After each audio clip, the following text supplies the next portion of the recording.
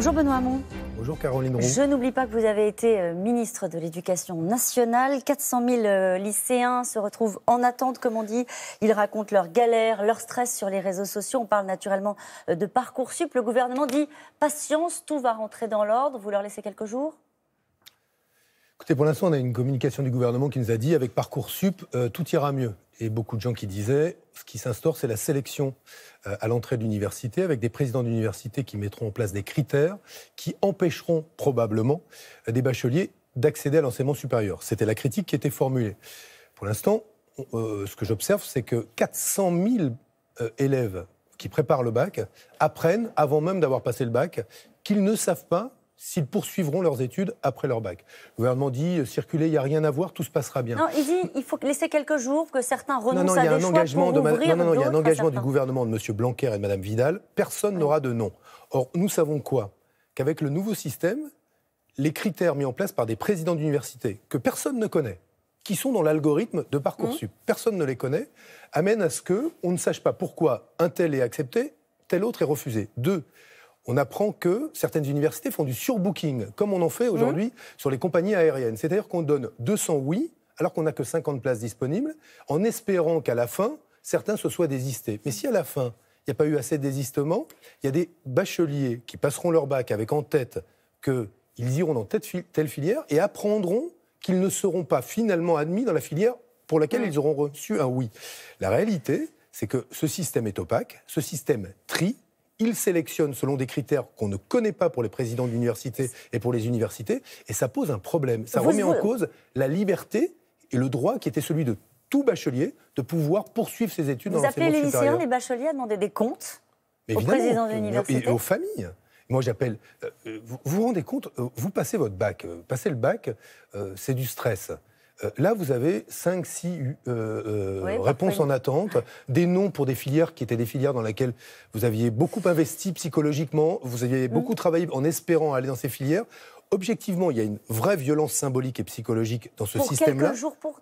Non, mais quelques jours, mais attendez, c'est pas quelques jours. À la fin, je vous le dis, il y aura des bacheliers sans affectation. Il y aura des gens qui aujourd'hui ont préparé leurs études, préparent leur bac et n'auront pas d'affectation. Et où recrutera-t-on principalement ces bacheliers sans affectation ? Dans l'enseignement professionnel et l'enseignement technologique. La réalité de ce système, c'est que parce que le gouvernement, je le dis d'un mot, ne veut pas mettre les moyens dans ce que doit être une grande université moderne. Il faut des moyens si on veut investir dans l'intelligence. Parce qu'on ne met pas les moyens, on ferme la porte pour qu'il y ait moins de bacheliers dans l'enseignement supérieur. Mais non, mais c'est pas parce qu'un système est pas très bon qu'il faut vanter un système qui aujourd'hui met en place une sélection qui est une sélection à l'entrée dans l'université. Vous les appelez à demander des comptes aux présidents d'université parce que vous dites que c'est opaque. Non, mais j'espère qu'on en saura un peu plus sur est-ce que oui ou non certaines universités prennent en compte le redoublement d'un élève dans le fait de refuser cet élève au moment de rentrer dans l'université, qu'on en sache un peu plus. On a aujourd'hui, vous mettez vos vœux, vos choix.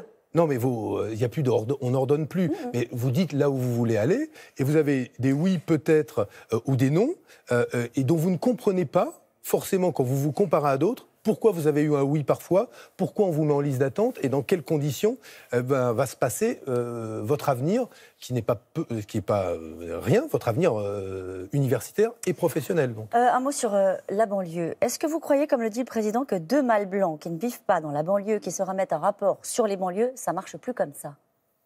Ça, c'est une formule du président de la République, mais ça, il est bon pour ça. Il fait des formules, mâle blanc, etc., etc. Bon, la réalité, c'est quoi ? C'est qu'il y avait un plan Borloo. Borloo, moi, c'est pas un ami politique, a priori. Non.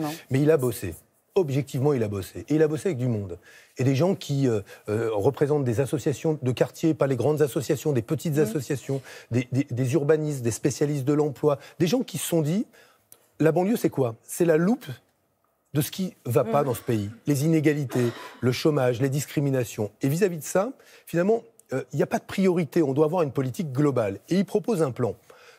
Moi, je reprenais pas tout, mais globalement, l'intention et l'ambition étaient bonnes. Il y avait une ambition. C'était le volontarisme qui vous plaisait. Non, mais il y avait des moyens qui étaient mis. Quand 48 milliards. Non, mais le principe, c'était quand il y avait 4 fois plus de chômage, il y a des gens qui disent c'est parce qu'il y a 4 fois plus de feignants. ce rapport, il disait non, parce qu'il y a 4 fois plus d'inégalités, donc il faut 4 fois plus de moyens. Bref, il faut qu'on arrête de faire de la pierre en banlieue, qu'on se préoccupe des humains. Avant, c'était l'humain, on verra plus tard. Mais justement, pas grand-chose. Ce qui est frappant dans ce qui s'est passé hier, c'est que Borloo arrive avec un plan discuté avec tout le monde, et Macron picore. Il dit non, on ne fait pas de plan, on change de méthode. Jean-Louis Borloo, il dit les cases sont cochées. Non mais Jean-Louis Borloo, il fait le service après-vente. Et là, pour le coup, il se comporte en vieux mâle blanc de la politique, c'est qu'il n'a pas le courage de dire que tout ça est très loin de ce qu'il souhaitait. Mais ce qui est très important sur cette question-là, je le dis, c'est que ce qui manque, c'est justement la prise en compte de ce que souhaitent les habitants des quartiers eux-mêmes. Et qu'est-ce qu'ils souhaitent ? 4 800 000 habitants des quartiers populaires. Qu'est-ce qu'ils souhaitent ? Non mais attendez, 4 800 000 habitants des quartiers populaires, à eux on dit pas de plan, une méthode. Vous avez plus de 300 000 familles qui payent l'ISF, à eux on leur accorde 3,2 milliards d'euros de baisse de l'ISF. Donc pour les uns, c'est du cash, c'est du concret, 3,2 milliards. Pour les autres, 4,8 millions d'habitants des quartiers populaires, on leur dit non, vous, ce sera une méthode. La réalité, c'est qu'il faudrait un programme global, et qui ne disent pas un jour on fait un petit peu de stage pour les élèves de 3e, un autre jour on fera un petit peu de lutte contre les discriminations. Ce que dit Emmanuel Macron, c'est qu'on a essayé depuis 40 ans les plans et que ça n'a pas marché. Et pourquoi il ne fait rien ? Mais pourquoi ne fait-il rien ?